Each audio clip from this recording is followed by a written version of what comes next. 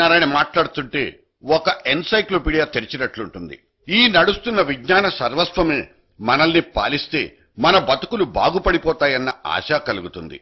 మన రాజకీయ నాయకులు ఆయనలా ఎందుకు ఆలోచించలేరన్న బాధ కూడా కలుగుతుంది. ఒక ఐఏఎస్ అధికారిగా అపారమైన అనుభవం ఉన్న ఈ మేధావి ఇంతటి కుళ్ళు రాజకీయాల్లోకి వచ్చి తప్పు చేశారనే భావం కలుగుతుంది. రాజకీయం తప్పు కాదు, ఈ రాజకీయాల్ని శాసిస్తున్న వాళ్ళదే తప్ప. Also, along with this, there are other ideas. There is Dr. Jayaprakash Narayan's group has produced a bill. JP మనకు ఉన్నాడు అనుకోండి, చిన్న జేపీ అయినా పెద్ద పనులు చేస్తున్నాడు. మంచిగా మనందరం కూడా గర్వించేంటి యొక్క మంచి ఉద్యమ పందాన్ని చేపట్టి ప్రజల్లో చైతన్యం తీసుకొచ్చేంటి యొక్క ప్రయత్నాలు చేస్తున్నాడు. Yes, the second is fight for change of rules of the game to the extent that's feasible within the system, and some of it is happening.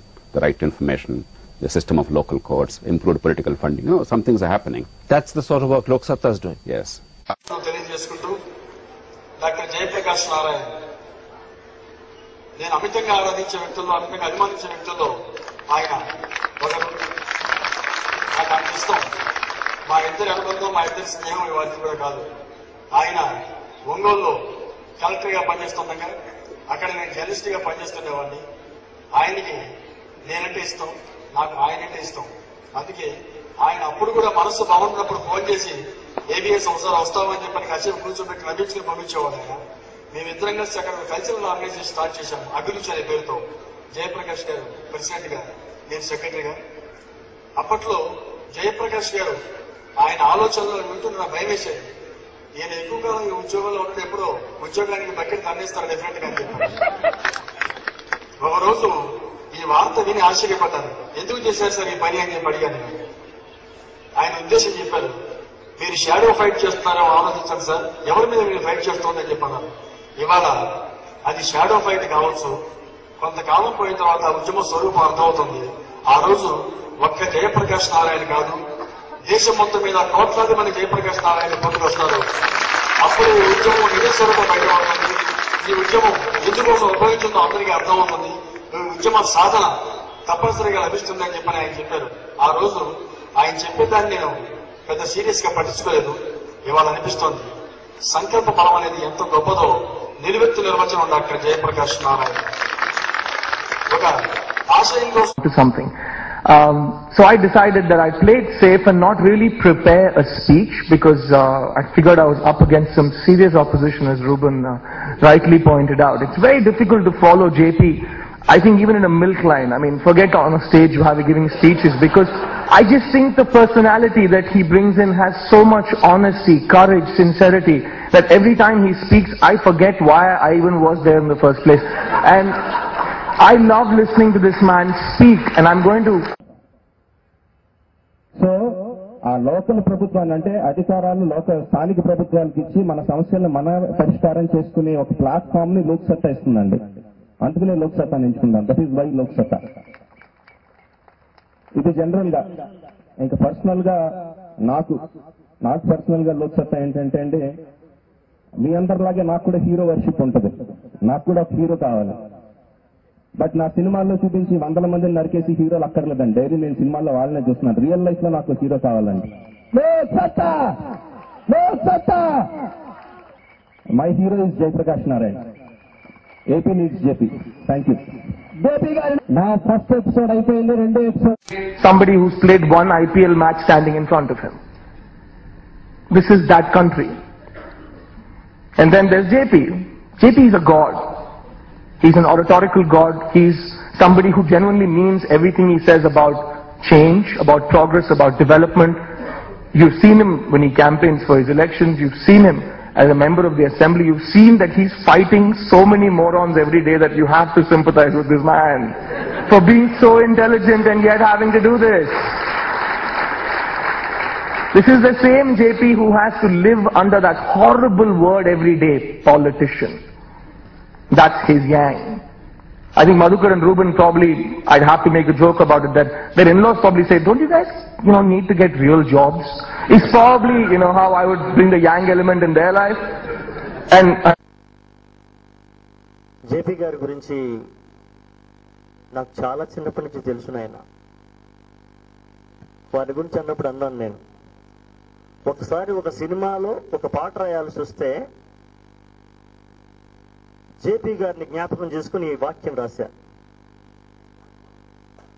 Ganga Yamuna Godavari పుట్టిన చోట చూడు, ఒక్కో బొట్టే నీరై ఊరి నదిలా మారింది. దట్ ఈస్ జేపీ గారు. ఇట్లాగే అని పాపం 10 మంది అనేటప్పటికి ఆయన జయప్రకాష్ నారాయణ కూడా ఆయన కూడా అట్టాగే దెబ్బతిన్నాడు. నేను ఆయన పార్టీ పెట్టడానికి నిర్ణయం తీసుకున్నప్పుడు వస్తే ఇదే చెప్పాను నేను, చక్కగా మీరు క్లీనింగ్ ప్రాసెస్ లో ఉన్నారు కదా, వ్యవస్థను కడిగే పనిలో. అంటే అప్పుడు లోక్సత్తా ఉద్యమంగా ఉండేది కదా. సో బురద పూసుకునేవాడు అవతల ఉన్నాడు, మీరు కడిగే పనిలో ఉన్నారు, మీరెందుకు మీరే పూసుకుంటా ఉంటున్నారంటే, లేదు అంత జనం అడుగుతున్నారు అన్నాడు. నాకు జయప్రకాష్ నారాయణ గారు అంటే ఇష్టం. అన్నయ్య గారి దగ్గర ఉన్నప్పుడు ఐఏఎస్ ఆఫీసరు, నీతిమంతుడు. ఇప్పుడు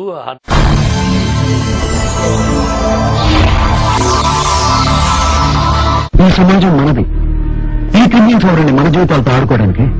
రాజకీయాల్లో ఉన్న రౌడీలు కానీ నేరస్తులు కానీ మీకు ఎవరైనా తెలిస్తే లోక్సత్తాకు రాయండి. లోక్సత్తా ఇలాంటి క్రిమినల్స్ ఆట కట్టిస్తుంది. ఒకవేళ ఏ రాజకీయ పార్టీ అయినా మీరు ఇచ్చిన సలహా పట్టించుకోకపోతే ఆ ఇన్ఫర్మేషన్ లోక్సత్తా బయటపడుతుంది, వాళ్ళ ముసుగును బయటిస్తుంది. లేవండి, మీ బలాన్ని తెలుసుకోండి, మీ బలాన్ని తీయండి, ఈ కాలాన్ని మార్చండి. లోక్సత్తా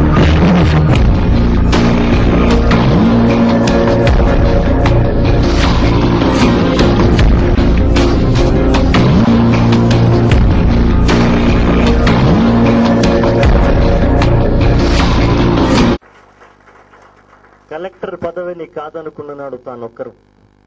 కానీ వాళ్ళ భారతదేశంలో అనేక మంది మేధావులు, ప్రపంచవ్యాప్తంగా యువకులు నీటి బిందువుల్లాగా ఆయన చుట్టూ ఉన్నాం. ఆయన చుట్టూ ఉన్నటువంటి ఒక కవితా బిందువును సుద్దాల అశోక్ తేజ కూడా. కష్టం దేశం బాగుపరచడం. మళ్ళీ గాంధీ వస్తే బాగుండు. Waiting for Mahatma, waiting for Mahatma. కానీ ఐఎమ్ వెరీ ప్రౌడ్ టుడే, ఒక 20 సంవత్సరాల తర్వాత I'm living with Mahatma like Shri Jayaprakash Narayan గారు. కోరిక ప్రస్ఫుటంగా అక్కడ వచ్చింది. కాబట్టి భవిష్యత్తు లోక్సత్తాది, భవిష్యత్తు కొత్త రాజకీయం. లోక్సత్తా కూడా కాదు, కొత్త రాజకీయం అనేది భవిష్యత్తుని శాసించబోయేది కొత్త రాజకీయం. హరగోపాల్ గారు, 2014 ఎన్నికల్లో కొత్త రాజకీయం అధికారంలోకి వస్తుంది అనుకోవచ్చా?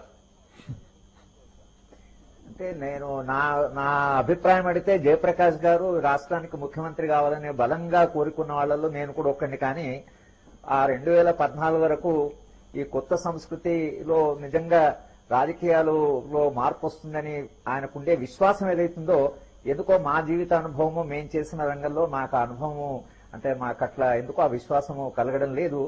అందుకని నేను I wish I'm wrong but I'm afraid I'm right అనే ఒక నానుడు మేము చెప్తుంటాం. అలాగే జయప్రకాష్ గారు తన లక్ష్యంలో విజయం సాధించాలని కోరుకునే వాళ్ళలో మేము కూడా ఉన్నాం. కానీ ఆ విజయం అనేది ఒక ప్రత్యామ్నాయ సంస్కృతి, కొత్త నూతన సంస్కృతి కాదు, కావాల్సిన ప్రత్యామ్నాయ సంస్కృతి కావాలి. ఉన్న వ్యవస్థలోనే మార్పు రావాలని వేరు, వ్యవస్థ మారడం అనేది వేరు. ఈ రెండింటికి తేడా ఒకటి ఉంది. అయినా కూడా ఆయన రాజకీయాలు ముందుకు పోతే చాలా మంచిది. కానీ అది ముందుకు పోతుందా లేదా అనేటువంటి ఆయన సినిక్ అని అనొచ్చు, నిరాశావాది అనొచ్చు. కానీ ఎందుకో మా అనుభవము, మాకుండే అవగాహన అలా అనిపిస్తుంది. దాని విషయంలో ఆయన నాతో అంగీకరించారు. కానీ ఆయన సక్సెస్ఫుల్ అవుతే మరీ మంచి. Since you mentioned Jayaprakash Narayan, I should say that I've had the privilege of knowing him, and I do feel that in him we have one of the most extraordinary Indians. When I read what's happening in Andhra Pradesh today, when I look at the quality of leadership in Andhra Pradesh today, and I look at someone like Jayaprakash, why is this man not actually taking charge of the state? Yes. I know democratic politics is very complex. Telugus will have some sense of pride about the fact that they contributed someone like him to the country. I mean, I can say without hesitation, in this country there are very few people who think about politics as creatively and as clearly as Jayaprakash Narayan does. The party did not succeed. Yeah. It has hit a roadblock. And it is a lesson for all of us. Jayaprakash Narayan గారు ఒక్క scent భూమి కూడా కబ్జా చేయకుండా MLA అయ్యాడు. అసలు ఏమాత్రం కబ్జా చేయకుండా ఎమ్మెల్యే అవడంటే అది కొద్దిగా ఆలోచించాల్సిన విషయం, అన్యాయమే అది. అసలు ఏంటిది? పోనీ ఎమ్మెల్యే అయినాకన్నా కబ్జా చేసినాడు, అది కూడా చేయలే. సో అందువల్ల ఎందుకు స్పష్టమైన విధానాలు ముందు తీసుకొస్తున్నారు. ఆ విధానాలు కూడా ఖచ్చితంగా పరిశీలించాల్సిన అవసరం 100% పరిశీలిస్తాము. జయప్రకాష్ నారాయణ కాదు, జయప్రకాష్ నారాయణ ఆర్డినరీ పాలిటీషియన్ ఏం కాదు, is an bureaucrat who is educated person. ఖచ్చితంగా ఆయన ఏమన్నా సజెస్ట్ చేస్తే ఈ ప్రభుత్వం పరిశీలిస్తుంది. సజెషన్ కాదండి, ఈ జాతీయ ఆరోగ్య పథకం మీ ప్రభుత్వం జాతీయ స్థాయిలో పెట్టింది. ఇది రాసినవా నేను ఈ దేశం ఆరోగ్యానికి వచ్చి కాబట్టి తెలియకుండా మాట్లాడాల. ఈ దేశంలో ప్రభుత్వం దీనికోసం వచ్చే ఏడాదిలో 150,000 కోట్ల రూపాయలు ఖర్చు పెడుతుంది అన్ని రాష్ట్రాలు కలిపి. కొంచెం విషయం తెలుసుకుని పనిచేస్తే ప్రజలకు న్యాయం జరుగుతుంది. డబ్బు ఉంది కదా, జనం డబ్బు మందే పోయిందని చెప్పి ఖర్చు పెట్టేస్తామంటే ఇష్టం వచ్చినట్టు ఎంతైనా ఖర్చు పెట్టచ్చు. మందే పోయింది 25,000 కోట్లు ఖర్చు పెట్టండి, కానీ ఎందుకోసం ఖర్చు పెడుతున్నారు ప్రజలు లెక్క చెప్పాల్సిన అవసరం ఉంది, ప్రత్యామ్నాయం ఉందో చెప్పాల్సిన అవసరం ఉంది. You're a man who's taken on incredible challenges. I've mentioned 3 or 4 of them. There are a host more that I can't mention. Where do you get the will and the drive? I'm an agnostic. I don't have any faith in the traditional sense, but I do believe there is a sin. And there are 2 great sins. One is unfulfilled potential. The second is avoidable suffering. These 2 are in abundance in this country, and they make me angry. They make me angry, partly because they're immoral. They make me deeply concerned because they're so wholly unnecessary. We can do a lot more. Mahatma Gandhi was a politician. Sardar Patel was a politician. Ambedkar was a politician. They are the nation's greatest builders. Because we have come to the conclusion that politics is a dirty business, politics is ugly, we should not touch it, we start thinking that anybody who touches politics is actually ignoble. But Gandhiji said it long back. He said, politics ensnares you like the coils of a snake. Without transforming politics, without improving politics, without participating in politics, without creating new politics as a noble endeavor, not as a business, not as a private enterprise, not as a family estate, not as a criminal enterprise, but new politics, the way the Constitution envisages, the way our nation builders envisaged. If we don't bring that about, how are we going to change the country? By running away from politics? The greatest danger to the country has come about in the past 2 generations because the best and brightest have abdicated politics. They left it to people who probably have not been prepared, who are not really fit for that, and politicians have filled this vacuum by bringing in their sons and daughters, by bringing in criminals and money bags. And unless we reclaim our republic as a people, we cannot really build a country that we really deserve and we really hope to build. So I don't accept the notion that if you become political in the best sense of the term, somehow you become very dirty. Then Mahatma Gandhi must be dirty. He was not. Politics is a noble endeavor. We must bring back that. If there is political competition, it's because there is going to be ideological contention. మొండితనం మేధావితనం కలిసి కాపురం చేస్తే ఇలాగే ఉంటుందేమో. ఇక్కడ నుంచి మళ్లీ మొదలు పెడతాను, అంతా మార్చేస్తానంటున్న జేపీ వాయిస్ లో ఎప్పటికప్పుడు కొత్తదనమే కనిపిస్తుంది. మరి ఏపుగా పెరిగిన ఇన్ని కలుపు మొక్కల్ని ఏరిపారేయడానికి ఆ ఒక్క చెయ్యి సరిపోదని కూడా తెలుసు. 600 సరే తన ప్రక్షాళన పాట ఆపబోవనంటున్న జేపీ అంటే మనందరికీ కొండంత అభిమానమే. కానీ మనల్ని గెలిపించడానికి ఈ ఏకగ్రీవుడు ఇంకా ఎంతకాలం ఎన్నెన్నిసార్లు ఓడిపోవాలన్నదే నా ప్రశ్న. బాత్ జీత్ కి నహీ హార్ కి.